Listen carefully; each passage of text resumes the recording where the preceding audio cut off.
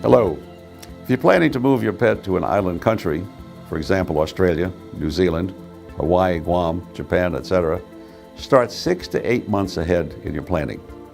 Island countries do not have rabies in their animal populations, so they require very specific steps to import your pet into their rabies-free country. For example, moving a pet to Australia requires a 6-month lead time, along with a very specific veterinary protocol.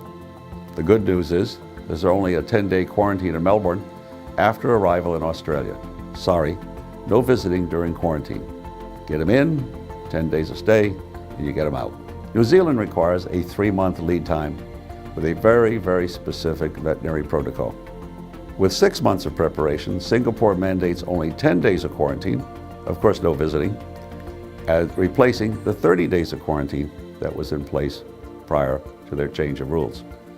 Relocating to Hong Kong requires an import permit along with avid microchipping here in the United States, and all pets must enter Hong Kong as manifest and booked air cargo.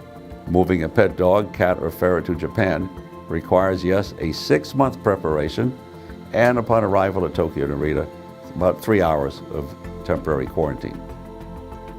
Moving pets to either Hawaii or Guam requires a rabies antibody test, along with a 120-day home stay in the USA before departure. It's not USA quarantine, it's USA residency. Pet moving made easy. It's our focus, it's our passion, and it's our promise to you as you relocate either within the United States or at the global level. Thank you.